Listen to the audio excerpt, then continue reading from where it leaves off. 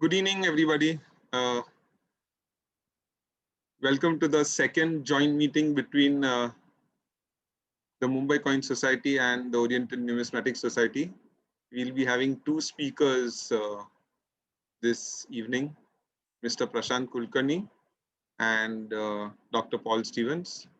Both very eminent scholars, and both don't need any introduction. But we'll start with Mr. Prashant Kulkarni. He's a scholar in Indian numismatics. He has written many books and contributed to several journals and publications. Uh, Mr. Prashant Kulkarni, you can share your screen. Okay, good evening, friends. I can see Paul and John, two Pauls there, yeah, smiling happily. So today I will be speaking on coinage, ancient coinage from Vidarbha region. We have found some very new coins. Some new discoveries are there, and I could identify some coins which can be attributed to a region called after a river. The name of the river is Vainganga. It was in ancient days, it was also called as Vena, Venna, Benna, and Benna.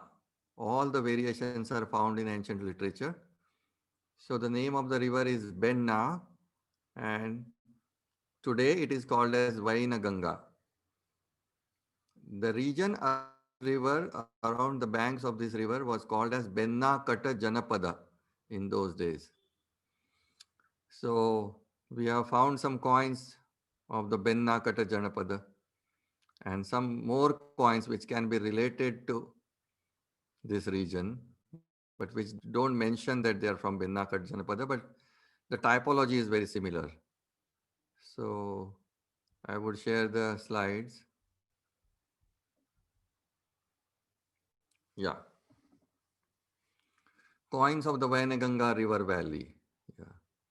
So here is a typical punchmark coin which comes from Vidarbha, and it was found in a large number in Adam excavation. I think the number was more than 5,000. More than 5,000 coins were found in Adam excavation near the Vainaganga river, near a town called Pauni, which is in Bhandara district of Vidarbha. And these coins are post-Mauryan coins, which have the 5 symbols. These are typically coins of this region. So I'll show you a picture of the region. This is Vidarbha. Here is India below in red color. In red color is Vidarbha, which is a part of eastern Maharashtra today. Now this Vidarbha is divided by river Vardha. You can see the blue river Vardha flowing in vertically, almost vertically. The parts on the eastern side were called as Benna Kata and parts on the left side were called as Boja Kata in ancient days during the times before AD. These names are known from various literatures to us. Not only one literature, but they are known almost in every small or big literature known to the Indian historians. The eastern parts of today's Maharashtra region is well known as Vidarbha from ancient times. In Dashamukha Charitam, it is mentioned that in the Vidarbha country lived one Punyavarma, the jewel of Bhoja royal family, who was a partial incarnation of virtue. He was powerful, truthful, self-disciplined, glorious, lofty, and vigorous in mind and body. So there is a mention of Vidarbha in Dashamukha Charitam. The Jaiminiya Brahmana, which is quite an old text, explains that the Vidarbha had a kind of dogs called Machala who can kill a tiger also. There is a famous verse, Ehete Machaleshu Vidarbesha Machalu Saramaya. In Saramaya are dogs. There were such dogs in Vidarbha who would kill tigers also. Even today in Yavatmal area, People called their dogs by the name Machala. According to Kumbhakarna Jataka, Karandu, the king of Kalinga, was contemporary to Nimi, Nagnajit, and Bhima, the rulers of Vidarbha, Gandhara, and Vidarbha, respectively. This means Vidarbha was known during the 5th, 6th centuries BC. In most of the Jatakas would mention Vidarbha along with Dandaka, which was Dandakaranya was the forest in this region. Even Puranas say Vidarbha Dandakaiha Saha, means Vidarbha and Dandaka were together. They also mentioned that the people of this place were the dwellers of the Deccan, along with the Pulindas, Dandakas, Vindyas, and others. River Vainganga flew in Vidarbha region, called commonly by the name as Benna or Vena. I'll again show you the map. Here in the center, there is a Vardha river dividing the two regions, but in the eastern region, there is this bigger river coming vertically downwards, vertically southwards, whose name is Vainaganga River today, and it ultimately it joins to Godavari and meets the eastern sea. So this Bennakata was known as Bennakata, Benakata, Bhennakata, Bhennakada, and Vennatata also in various literatures. Mahabharata also mentions the journey of Sahadeva in Sabha Parva, wherein the king of Venatata is cited together with King Bhishmaka of Bhojakata. Mahanarada Kashyapa Jataka mentions Bennakata Janapata.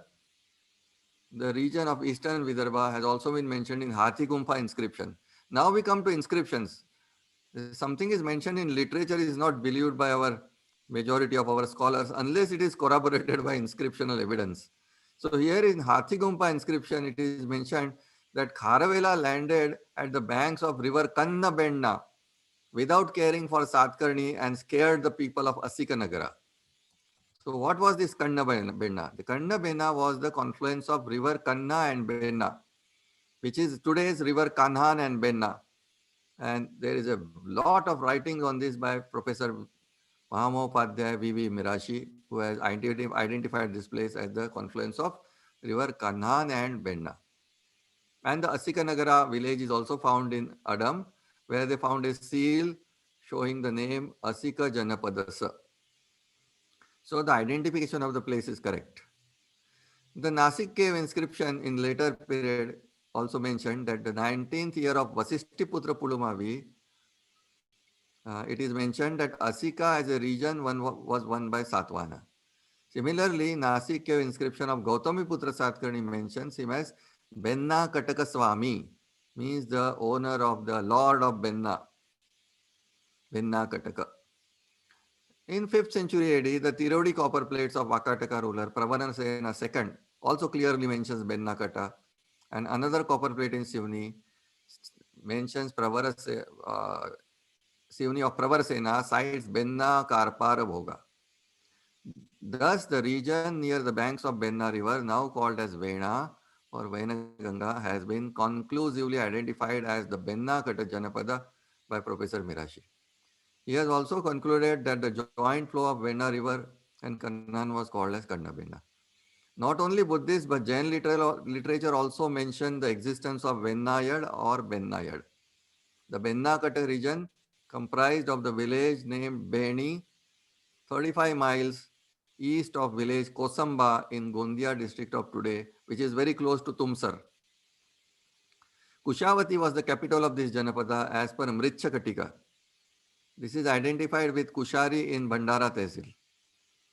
A lady named Tissa is known from Bharahut Stupa. Now we come to quite Central Indian artifact, where from the stone sculpture, a lady is known by the name Tissa in Bharahut Stupa, who belonged to Bennakata and who gave a donation at Bharahut.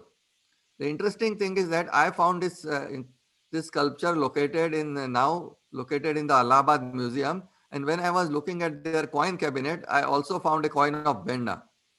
So maybe perhaps the lady's companion or somebody brought it there.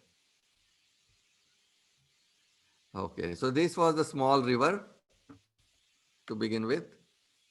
Then Vainganga becomes bigger.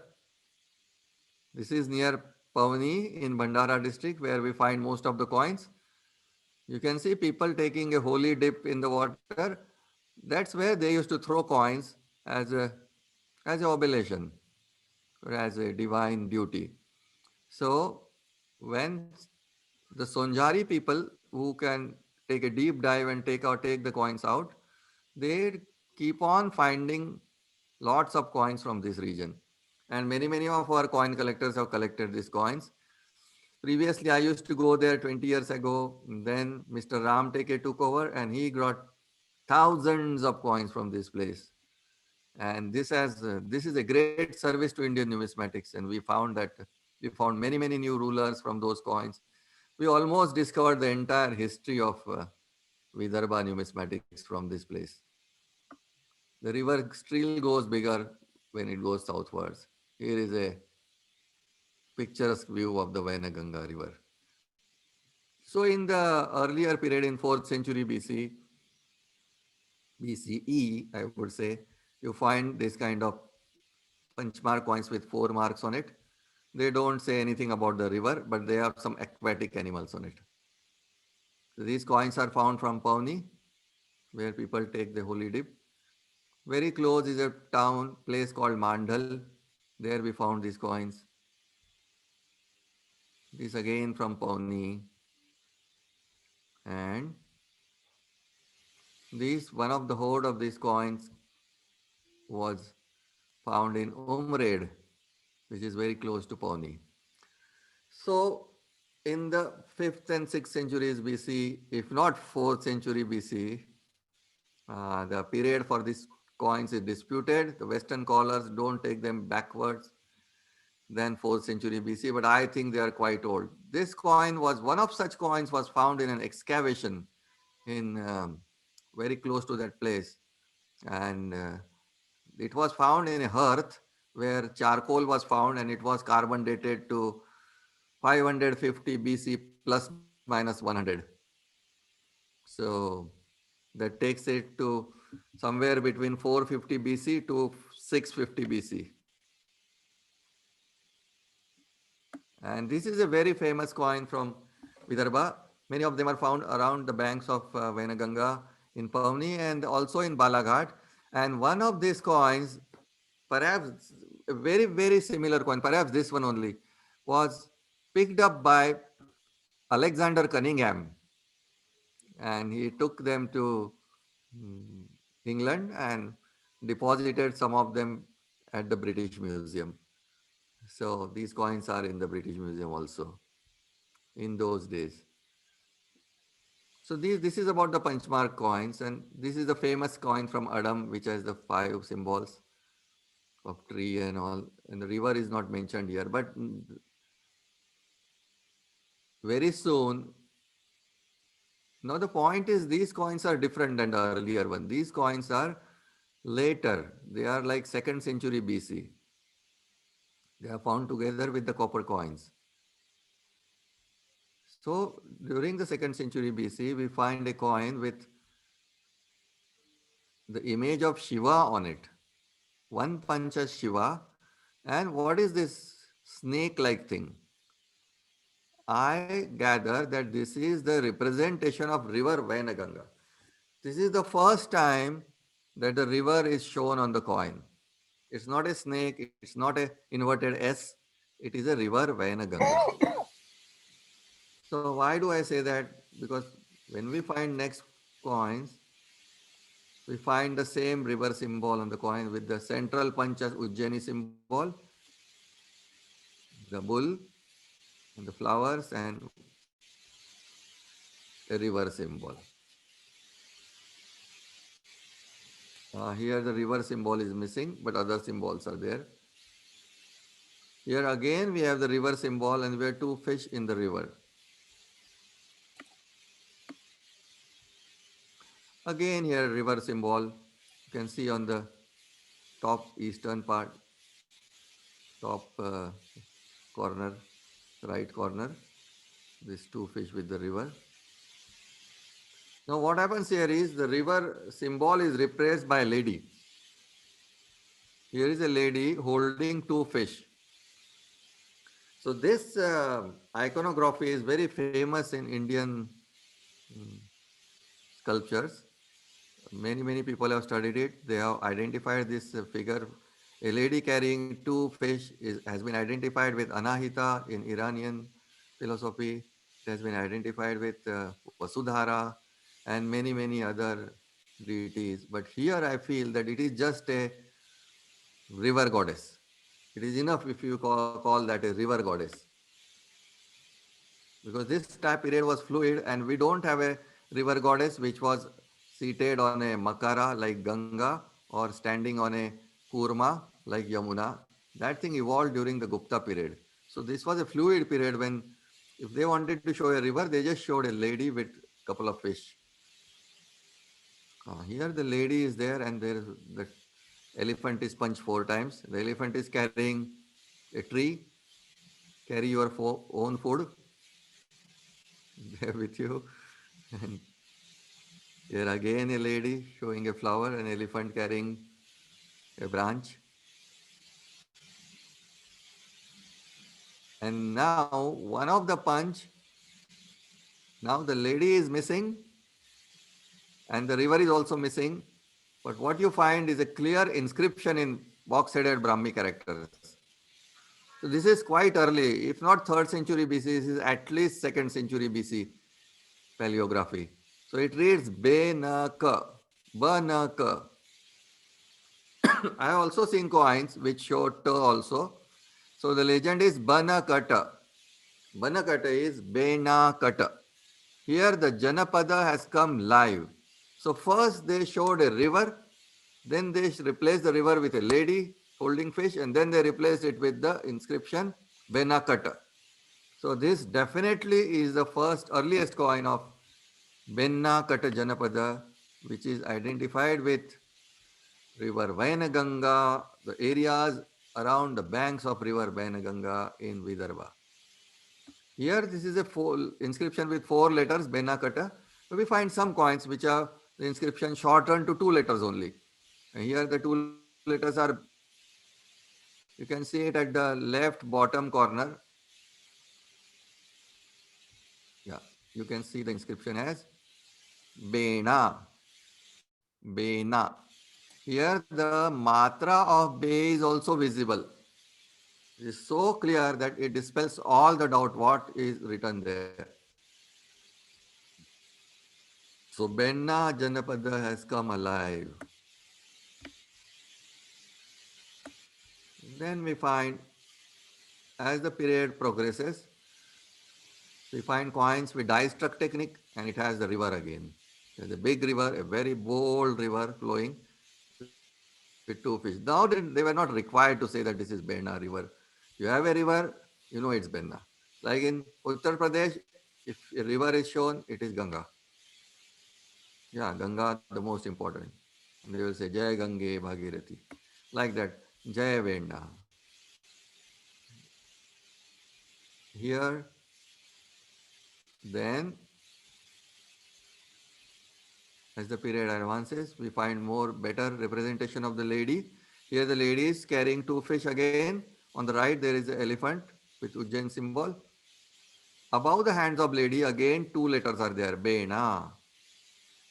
This very famous coin I also found in Allahabad Museum, and there is an inscription of Muchukunda Naga, which has a sculpture of Muchukunda Naga, which has an inscription saying Tissa, the pious lady from Bennakata, visited this place and donated some money. And some traveler there brought these same coins also. I don't want to indicate that Tissa herself brought the coin, but somebody during that period brought these coins from Benna region to Allahabad region, and the coins got deposited in Allahabad Museum. That's not a coincidence. You find more die variations in this coin. You find better coins also. Yeah, here it's much better. Elephant is much better. The lady has 2 fish and a swastika below and Benna. Here again, lady with two fish, Bena.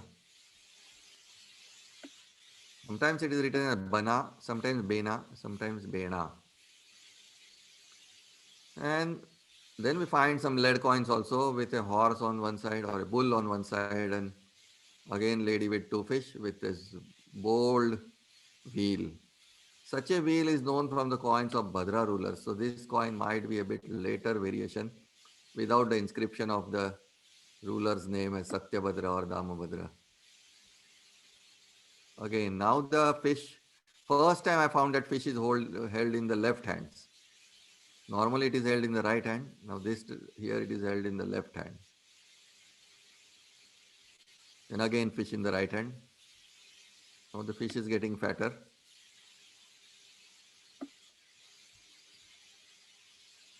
Again fish in the left hand. And fish are down below. Here again two fish.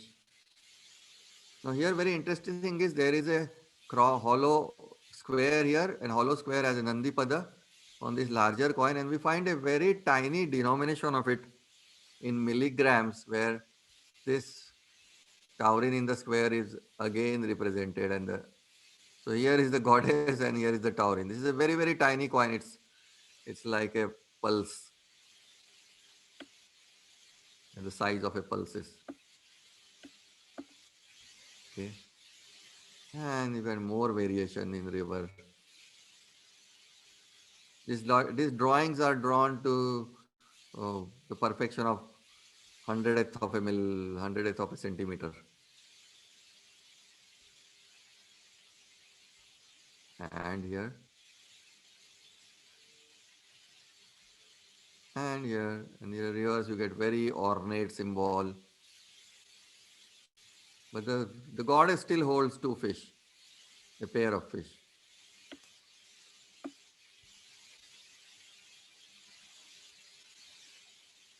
Here the fish are missing.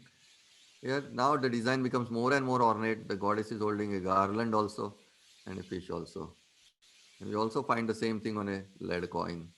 Goddess is holding garland and two fish. So all these are coins of Benda river, where the river goddess is mentioned. Here are the different variations. First the river is fat, then the river becomes thin with fish. It has two fish, couple of fish. Then the river has longer. Then there is a standing figure like a cross, which represents a human being. Then it transforms into a lady with fish, transforms into a lady with fish. And then the lady is with the legend Benna, Benna, Benna, Benna. Then later coins, again the name is dropped. The lady becomes more and more ornate. It comes with triangulated standard, wheels, taurines, swastikas, flanked by Ujjaini symbols, and also holding a garland. And at the end, the lady is standing on the river. This is an important feature. The lady is now stands on the river. This has been adopted and taken by the Satavahanas, where all of their bulls and elephants, they stand on a river.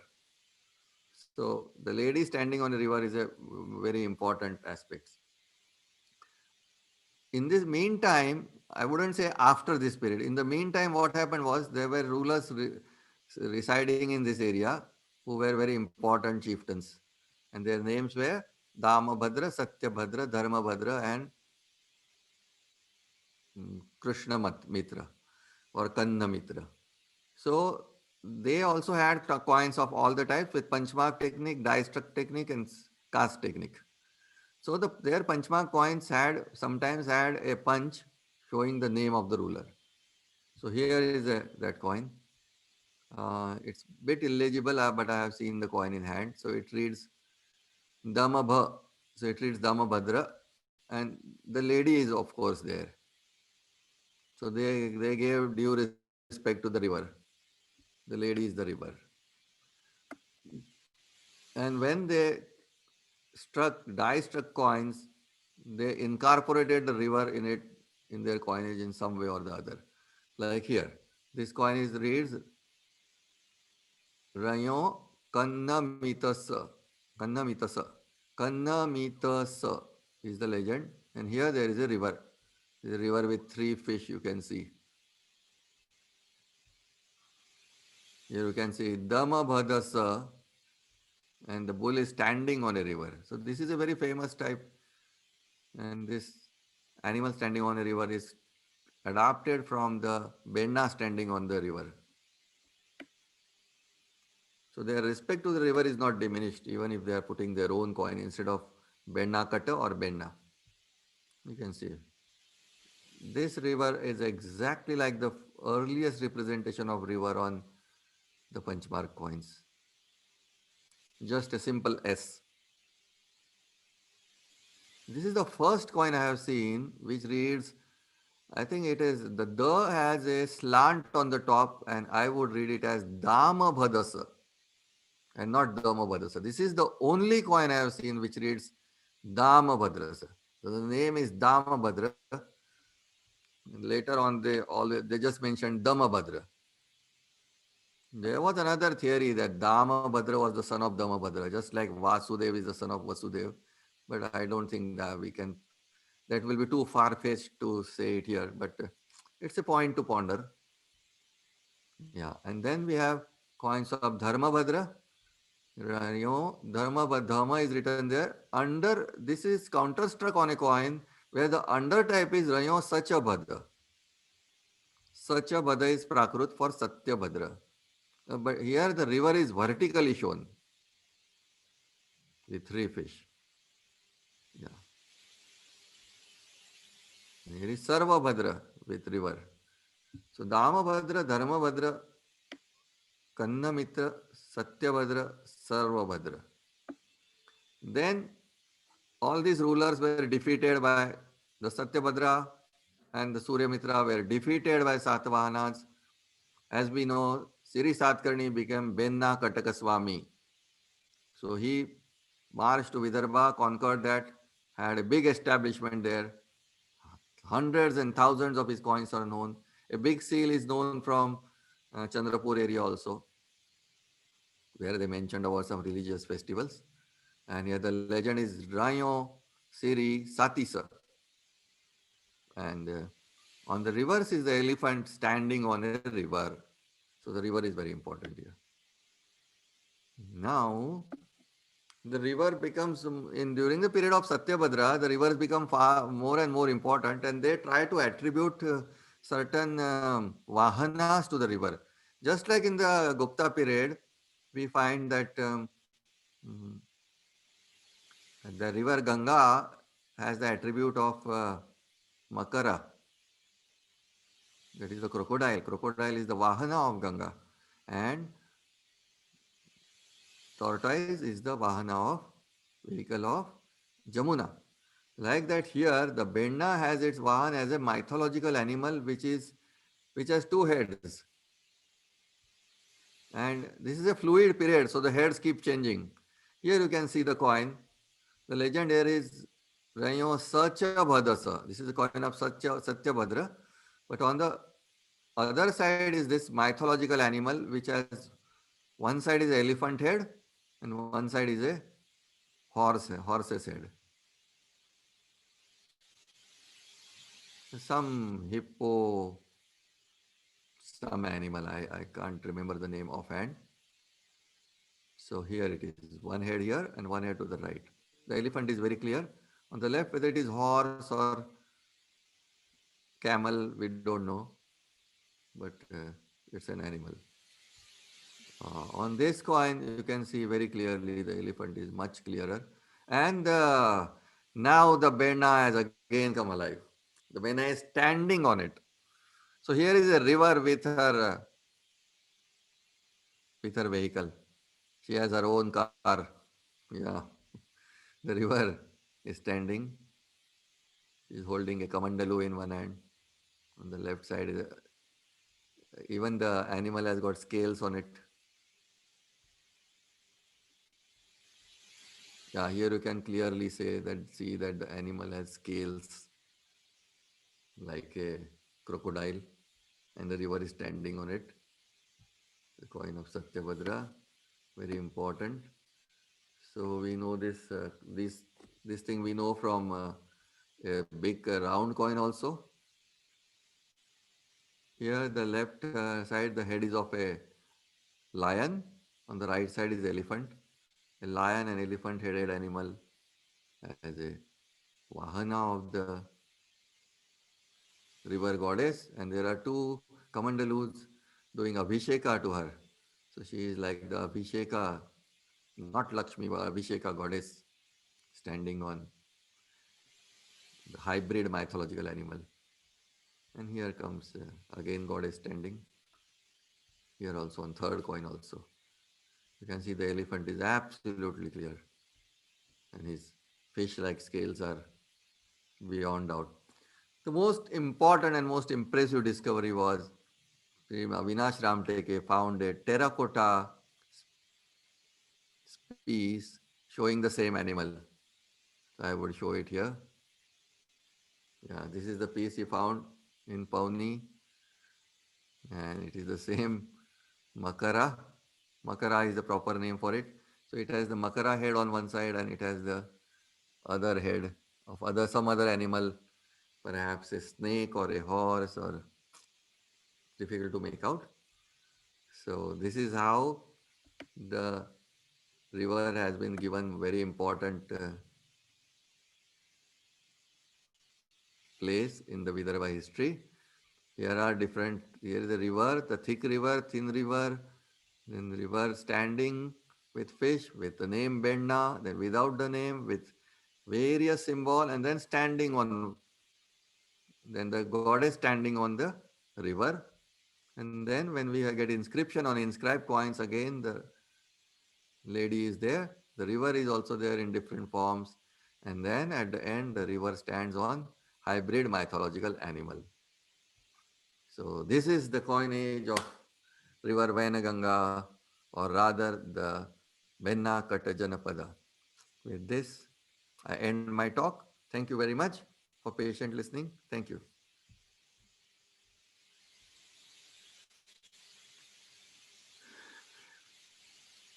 I Thank hope you, it was Prashant audible. ji. Yeah. We have a question here from Mr. Peter. Do any coins depict a ship or a boat? No, sorry, no ship or a boat. Yeah. No. I have a question as well. The last towards the end of your slideshow, you were showing a DT with the two-headed animal. Can one say that this is a prototype towards the Gajalakshmi uh, coins? Yeah, yeah, Especially with yeah. the Yes, it is a prototype, definitely, definitely. But the Gajalakshmi motif got developed only during Gupta period. This is anything like Gajalakshmi in that early will be very rare. What about Gajalakshmi that's found on those Nasik coins? So Yeah, what's the Satavahana peak? coins they found it, but they are in AD. They are Okay. in first century AD. These coins are like second century BC, first century BC. Okay. Yeah. Does anybody else have any questions? Okay, thank you, Mr. Kulkarni. My On pleasure. to Dr. Paul Stevens now and his talk Yeah. on the 1862 rupee. Uh, Dr. Stevens? There we are. You should have the full screen up now. Yes. Okay, my talk is about the 1862 rupee. As you can see, this is a repeat of a talk I gave, I think it was the beginning of 1919 in London, although I have made a few changes to it. And one thing I would say about this talk is it's all about raising questions about some of the assumptions that people seem to make about this series of coins. And I'm really trying to pose a series of questions for some of the people who are listening to go away and investigate a bit more, or perhaps to challenge other assumptions in other series of coins. Okay, so my agenda, I'm going to talk about the background to the introduction of the 1862 rupee, because I'm going to assume there are some people here who don't know much about it. So although there will be, I'm sure, people who are far more expert than I am, the other people need to get an introduction so they can understand what I'm talking about. Then I'm going to spend quite a bit of time talking about the beads and dots on the coins. And some, well, quite a bit really. The whole talk is really about the meaning of these beads or dots, how we came to the assumption that we have come to today, and really looking at the evidence that led to that assumption and questioning whether the conclusions are correct. And I also want to ask a question about why there are so many dots. There are too many dots to act simply as a dating system, which is what has been proposed so far.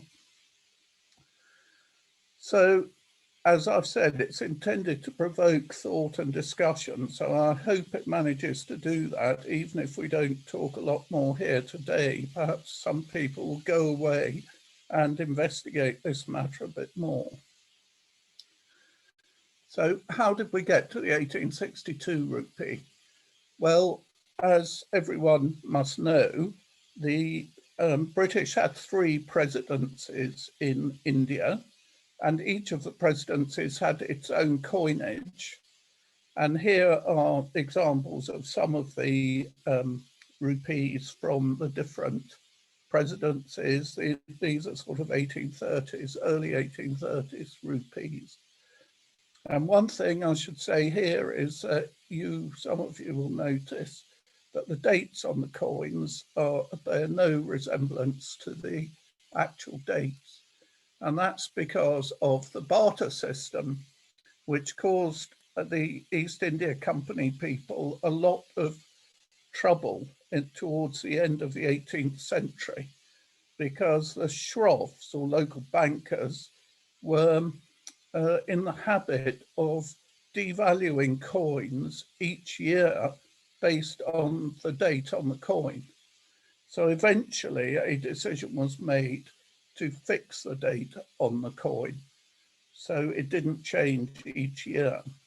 And the different presidencies fixed the date at different times. And it's quite important to understand that. Then in 1835, we had the uniform coinage, which initially started off with the head of William IV. Of course, he died in 1837, so Queen Victoria came to the throne, but it took a few years to get her head on the coin. By 1830, we have what's called the continuous legend type of coin, which went on till about 1850. And then we have the divided legend, and that goes on till 1862, when the coins are replaced by the 1862 rupees. And the date is fixed at 1862 up until 1874. From 1874, the coins have the dates of the year on them.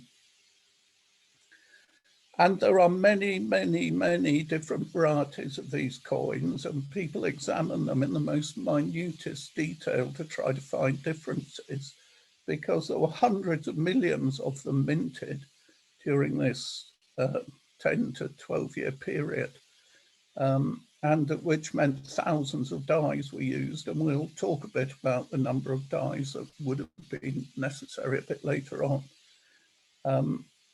I just mention here one particular variety because it's fairly recently come to light, and Amit Surana, who has invited me to this meeting, it has published a paper in the Oriental Numismatic Society Journal, which discusses it.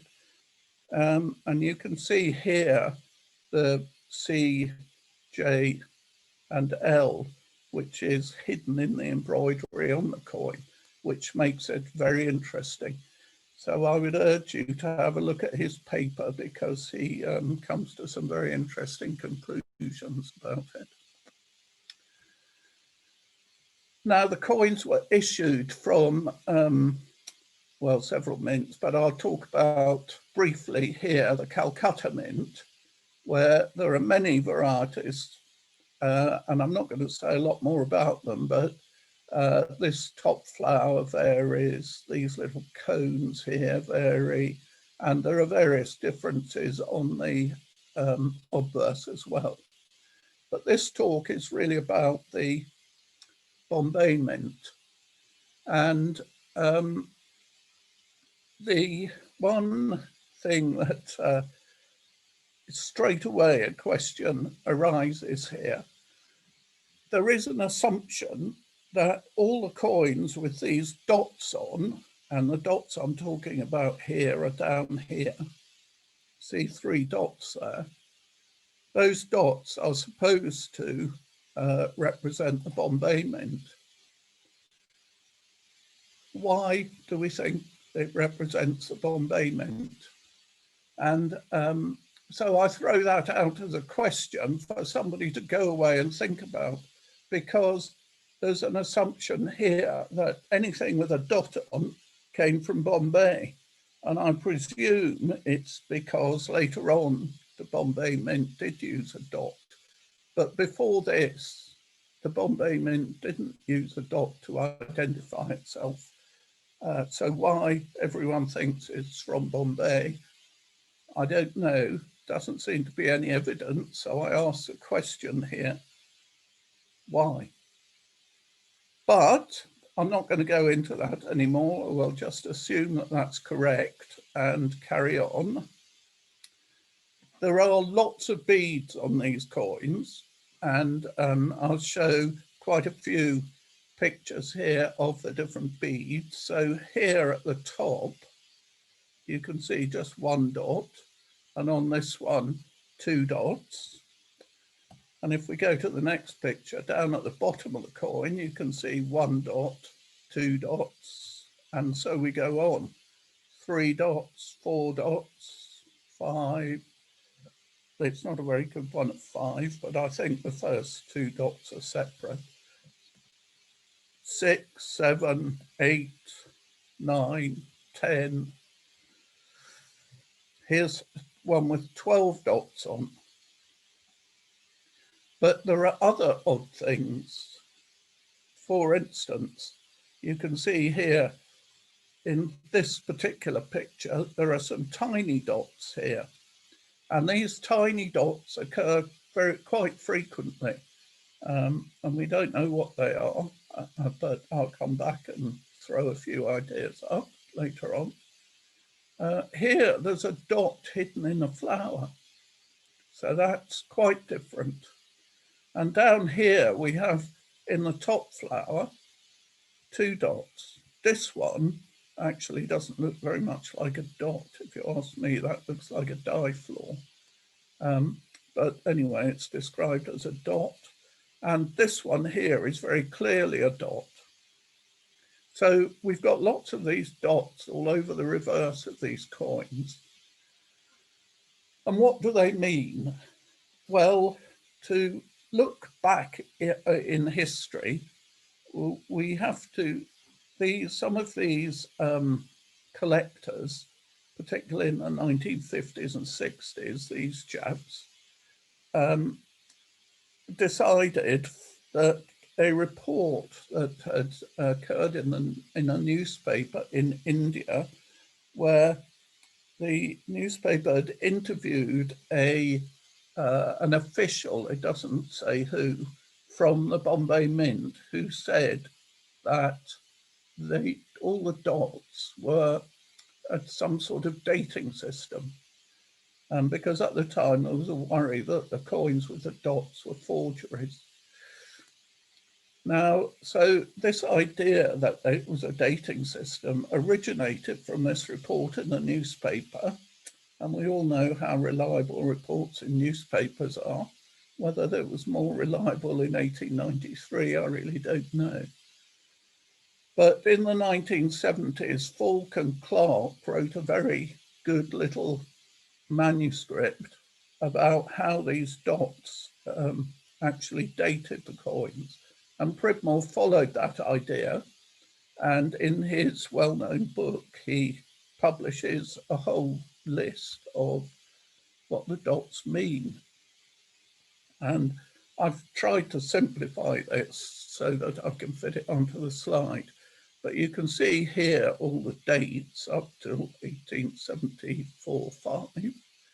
And here he assigns different combinations of dots. So here, one dot at the top, no dots at the bottom, two at the top, none at the bottom, none at the top, two at the top, and two at the bottom, and so on, all the way down here. And it gets quite complicated sometimes. There seem to be lots of combinations that mean the same thing. So that is the state of affairs today. This, everyone believes that this is what the dots are for. However, at the same time as Pridmore published his book, a chap called Sharif published a catalogue of the coins of British India. Unfortunately, of course, he did it at the same time as Pridmore. Pridmore's book became very famous and Sharif's book has almost disappeared. But Sharif did ask a very interesting question. And he said that some people greatly admired and blindly accepted the dots as indicators of dates, which basically, he says, goes on to say it blocked any further inquiry, and the dots have now become synonymous with dates. And I was quite interested in this, this view, and it made me start thinking, well, what is the evidence that these dots are dates? Just because Pridmore wrote it in his book doesn't mean it's true. And just because Falk and Clark found a nice association between the dots and the dates, that doesn't mean it's true. And the fact that an unknown official from the Mint 25 years after it happened is reported in a newspaper to have said that the dots were dates is not particularly good proof, I would argue. Furthermore, Atkins wrote a book on the colonial coins of Britain, which included India fairly obviously. And in his book, 4 years at least before this report in the newspaper, he said that the dots meant dates. So the report in the newspaper could easily have originated from Atkins' writing, and we have no idea where Atkins got his idea from. So this made me start thinking, well, what is the real evidence to support this? And I suppose in a way that's what this talk is about. It's very easy to jump to conclusions without any proper evidence. And I would like to remind people here who are all numismatists that really proper evidence is needed before any conclusions are reached. So I decided to investigate a bit more. As you know, I spent quite a lot of time trawling through various records, and I decided to have a look. I don't usually look this late in the records, but I thought I'd go and have a look. And I found this entry in 1871, and the red part is the important part. The mint master, or officiating mint master, at the time said that a private mark to distinguish the year of coinage has been used on the mint since 1864. Now, I would ask you all to remember that date, since 1864, okay, because that's going to be important later on. Now, this would seem to imply that the dots do mean dates, but it doesn't prove it. But I'd be willing to accept that the private mark was a dot, and therefore there is some dot dating system. But of course, it's also true that not all dots are necessarily to do with dates. It just says that there was a private mark to distinguish the date. Okay, so that's important as well. Well, why would anybody want to know the dates of the coins anyway? Well, if you remember, I mentioned at the beginning, the original reason for keeping the fixed date 1862 was to try to deal with the barter system. But of course, that was 100 years before this was happening, more in fact. So it wasn't really much of a problem, or shouldn't have been. However, there are entries in the records in the early 1870s, which where they discuss adding the date, and it starts in 1874, as I've said. And the reason that they want to add the date is so they can determine the length of life of the coins in circulation. So a few years later, somebody can collect all the coins dated 1874 and see how much they were worn. So presumably somebody at the Bombay Mint had already thought about that and decided to use dots to add the date. So that's perfectly reasonable. But I don't really understand, you know, the Shroffs would have realized what it was quite quickly because they're very smart people. So why try and hide it? So, well, I don't really understand that. So trying to understand a bit more about what these dots meant and how they might relate to dates, I looked at the mintage figures. Now, it happens that in the records, this takes quite a lot of work, I have to say. Every single month, there's an entry for the mintage figures. And it's for all the different denominations, but obviously here I've selected the mintage figures for rupees. And you can see more or less information about it. One thing I do want to draw your attention to is that 1871, these are calendar years, by the way I've drawn this graph. In 1871, there were no rupees produced. All right, that's important. You'll see why in a minute.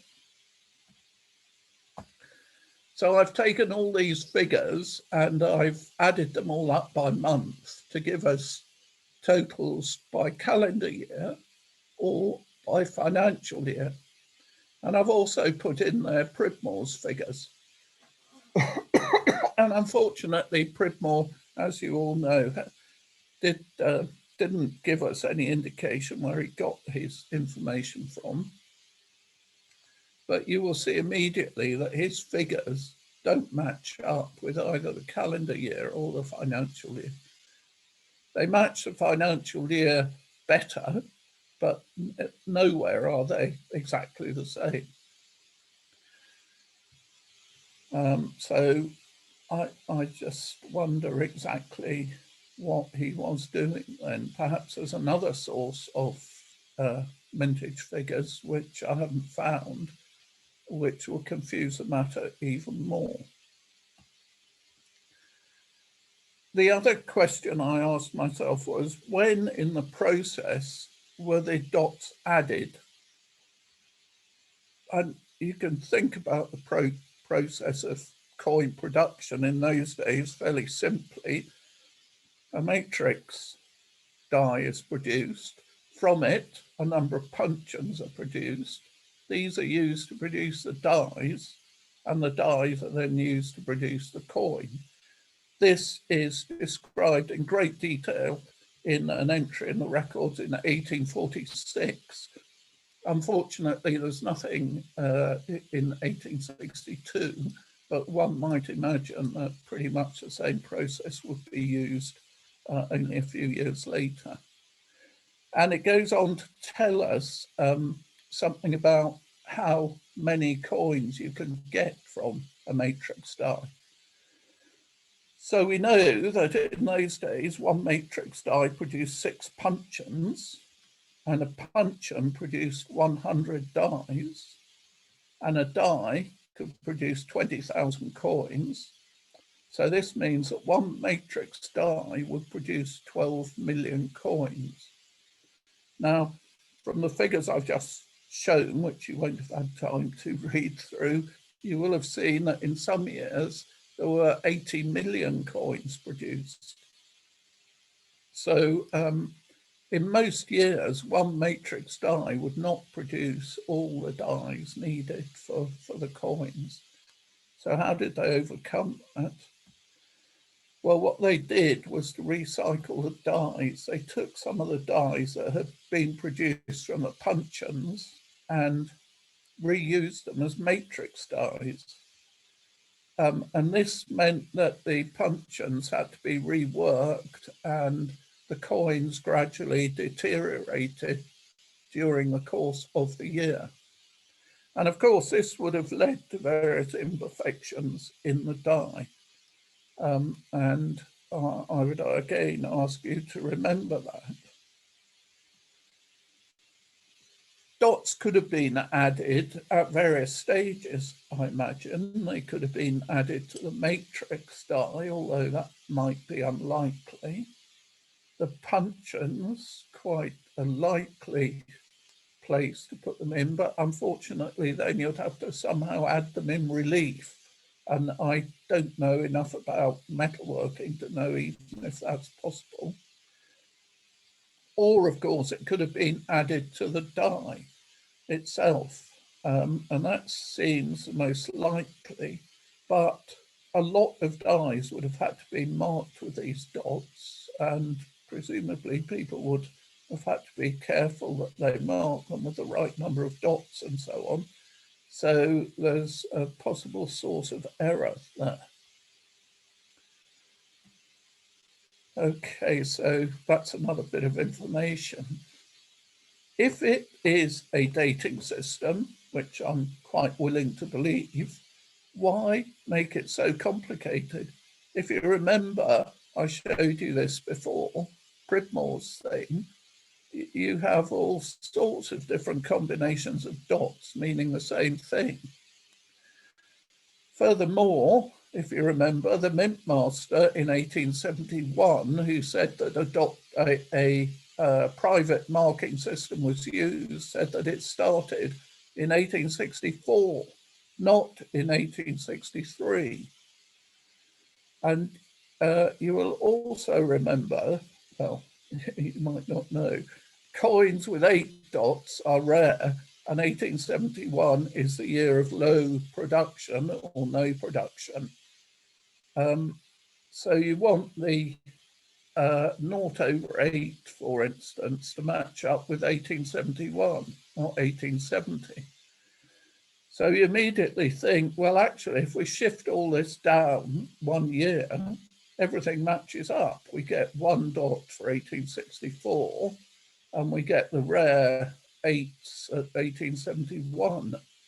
Unfortunately, if you do that, you push these ones here into 1875. Well, in 1874, they were putting the dates on the coins, and actually that started near the beginning of 1874. So you wouldn't really have needed any of these last 2 to belong to the dot dating system. So that causes a few more problems. Oh, I don't know what happened there.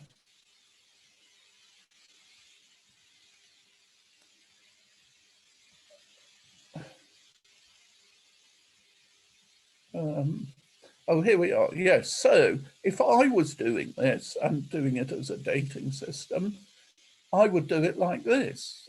I would just say 1864, when it started, apparently, we'd have 1 dot, 2 dots, 3 dots, 4 dots. 1873 would be the last one because the next year's dated, we'd have 10 dots. Why would we have all sorts of funny combinations? This is just speculation. I throw it out there. You know, you'll make it simple. One would make it simple. You wouldn't try to make it complicated with all sorts of different combinations. So why are the dots all over the place? And believe me, they're all over the place. People keep on reporting that they've discovered dots here, there, and everywhere on these coins. Well, the tiny dots, some people have suggested this is about reusing dies or puncheons or wherever the dots were added in the process, and the original dots weren't properly removed. So I suppose that's a possibility. Dots in flowers. Well, obviously, if we're assuming the dots around the bottom flower or at the top are the dating ones, they must have some other meaning. And as I've said earlier in this talk, just because the Mint Master said there was a secret marking system to do with dates doesn't mean that all the dots were to do with dates. There are all sorts of other possibilities that I can imagine fairly easily. For instance, in 1864, they installed a whole lot of new machines. So perhaps you could have a dot for one machine, 2 dots for the second machine, 3 dots for the third machine. Or perhaps the dots referred to the people who were working the machines. Who knows? Also, I showed you right early on in this talk a dot in the top flower that looked to me more like a die fault than a dot. And I think a lot of the dots that people talk about are just die faults, damaged dies. And you saw how the process of producing the dies could lead to damaged dies. So I think that's certainly a possibility.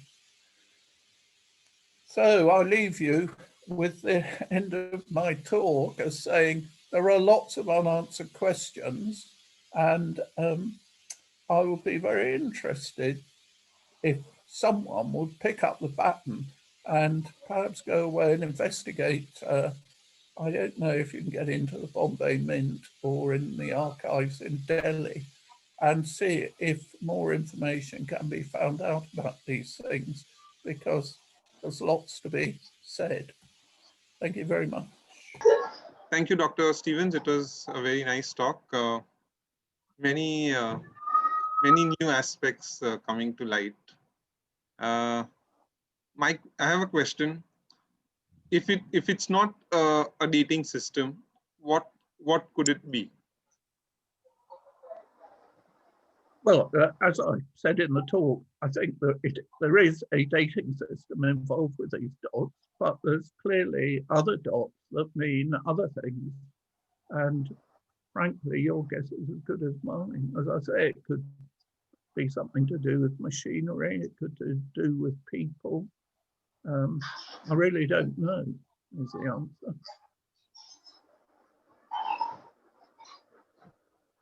Okay. There are a few comments and any questions? I'm just reading out some of the comments that are in the chat box. Very interesting and thought-provoking presentation. Interesting, Dr. Stevens. Certainly more work is required. I have another question. From my experience of Indian paper money, there is a lot of communication and back and forth between the government of India and the Home Office in London. We see that a lot in the files that are at the India office. So isn't there enough information about these coins between, communication between the government of India and London? Well, there is quite a lot of information, but so far I haven't found anything about these dots apart from what I've said. Now, most of my time has been spent in the pre-1835 records, and it's only last year that I really started investigating these later records, which actually are typed, so they're much easier to read. Unfortunately, of course, this year has been knocked out because of the COVID thing, so I can't go to London to the British side. Well, I could, but I'm not going to go on the train here and catch the virus. So I'm afraid the whole year's been knocked out, so I have to wait for a while now. I ask this because, again, coming back to Indian paper money, there is so much of interest from London with regard to the design and various aspects of the paper money, which is perhaps 40, 50, 60 years later than coins. I mean, why wouldn't there be enough interest on coins, you know? Well, paper money is a new thing. So there is a huge discussion in the late 1800s in the records on paper money.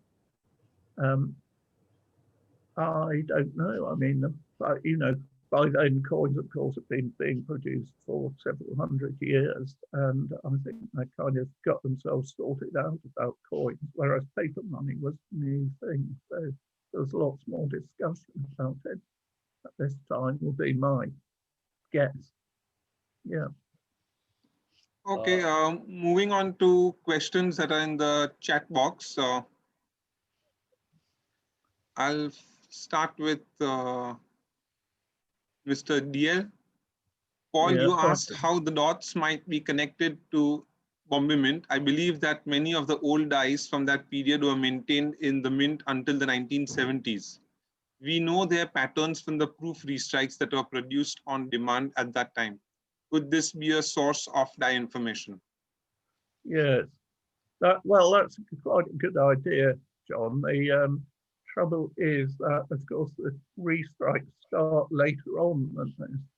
And of course, all restrikes were produced in the Bombay Mint. So the Calcutta dies get to the Bombay Mint, and the Bombay Mint produces restrikes of the Calcutta coins. But it doesn't really seem to start until about, well, I don't know, late 1880s, 1890s, that sort of time, when the big collectors, especially American collectors, want to buy proof coins of every single coin produced, and the Bombay Mint just churns them out and sells them. And the 1970s proof restrikes, of course, such rubbish coins. I don't know why anybody collects them. They do. Sorry, that's another subject. Dr. Stevens, this is Dinyar Marden here. May I ask a question? Earlier in the presentation, you shared a screen which showed the correlation between the years and the position of the dots. Yeah. One of the entries, I may be wrong on the year because I forgot to note it down, was I think the one which had 3 dots at the bottom, which you, as per Pridmore, it was 0 upon 3, 1 upon 3, 2 upon 3. But they were all the same year.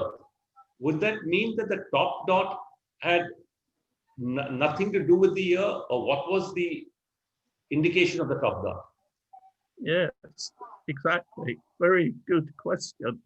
I can't remember offhand what all the different combinations were, but the table you're referring to is the table produced by Fred Pridmore in his book. And I don't understand why anybody would make it so complicated. You know, if I was doing coins of the third year, which would be 1867, I would put 3 dots on the coin. I wouldn't have other dots at the top. So my suspicion is that the dots at the bottom refer to the year, and the dots at the top have some other meaning completely unrelated to the year. But I don't know what it is. And it would be very interesting to find out if there are any records anywhere. And the most likely place would be in the Bombay Mint.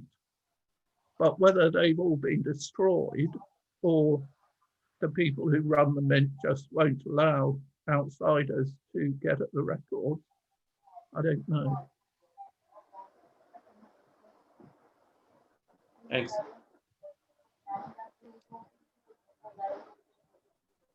There's a question from Prashant Kulkarni. Has any attempt been made to compare the number of coins struck in a particular date as per your theory and the number of actual coins found in bazaar of those years?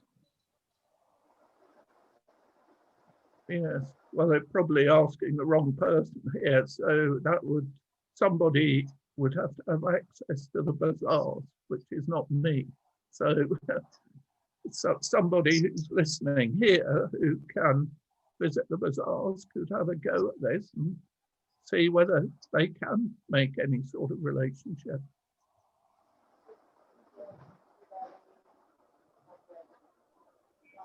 Amit Surana, you have put a few, quite a few sentences. It's difficult to read them all out. If you want to unmute yourself and ask them yourself. Hi. If you notice the 1862 of verse C, you only find them in the 1/2 dots. You don't see them earlier. You don't see them in the 1/1 series or a single dot or any other series. And you also notice the making period of that. Of verse C, if you find it, it is in 1/2 and then 74 and 75. That means it was made in the later stage of the 1862 series. So it is a good hint that this dot dating system was not very off-center that we are thinking. It is more or less what Figmore suggests is right. Then you see the obverse B, you notice the last coin known is the B2 1/1 dot. That is again like it is not very off-center. You don't see the obverse B in the 1874 date or later on. I'm afraid your thing was all very blurred, so I couldn't understand what you're talking about. But I would say from your comment here that you're trying to relate the obverse is to the date. Is that correct? Yes, yes. And therefore you can see what dots are on coins with particular That is the other way I feel we can find out that it is right or not. Yes. Well, I mean, that sounds like a really good way of approaching it. It sounds to me like straight away you have a way of putting together a discussion of how the thing could happen. So perhaps we can see another paper from you in John's. I'll try to write. Great. I'll definitely try to write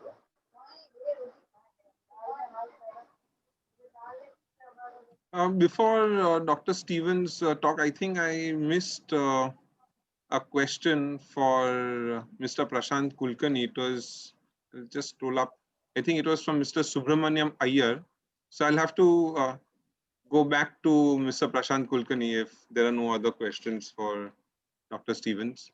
The question is, are there any coins with Bina legends on the reverse? On the reverse, means legend on the both the side is it the question? I think it mentions on the reverse. Yeah, legend is only on one side, so it is reverse or obverse. We don't know. Very difficult to determine what is the obverse in this ancient period. Normally, the legend side is normally treated as obverse, but it could be anything. Yeah. But legend is only on one side, never on two sides.